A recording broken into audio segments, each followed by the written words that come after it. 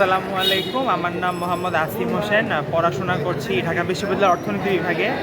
23-24 session, এইটাই আমার মানে ডাকসু নির্বাচন তো প্রথমেই, সাথে জাতীয় নির্বাচন যেগুলো সেগুলোর মধ্যে এটা আমার মানে নির্বাচনই বলেন গণতান্ত্রিক প্রসেস, সেই প্রসেসে এবারই আমার প্রথম অংশগ্রহণ করা। একটা বিশ্ববিদ্যালয় একটা উৎসবের আমেজ দেখা যাচ্ছে, সবাই প্রার্থীরা লিফলেট বিলি করছে, সবাই নিজেদের এজেন্ডা ইশতেহারগুলো নিয়ে বলছেন আমাদেরকে, এবং একটা আশা দেখতে পাচ্ছি যে আসল যে স্টুডেন্ট রিপ্রেজেন্টেশন সেটা বিগত বছরে আমরা দেখেছি যে পার্টির লেজুরভিত্তিকভাবে বা মাসেল পাওয়ারের ভিত্তিতে এটা করা হতো।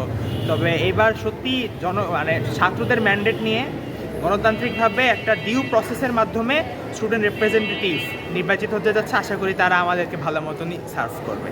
Thank you. বলা সম্ভব না যে কারা কারা এগিয়ে আছে, অনেক ফ্যাক্টর আছে।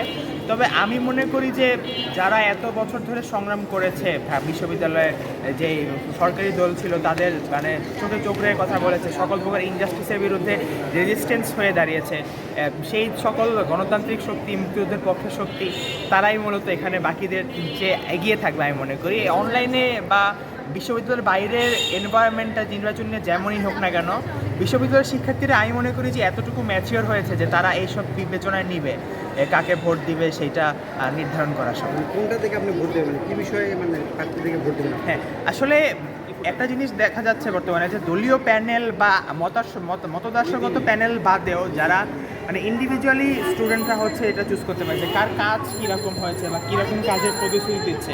এই কারণে যারা ধরেন রাজনৈতিক অ্যাফিলিয়েশন ছাড়া আছে তারাও ভোট দিতে আগ্রহী হবে, এবং তারা হচ্ছে ইশতেহারে যেই ধরনের প্রার্থীরা যা যা বলছে সেগুলোর প্রতি আকৃষ্ট হয়ে তারা ভোটটা দিতে পারে। এইগুলা তাদের সিদ্ধান্তকে প্রভাবিত করবে বলে আমি মনে করি।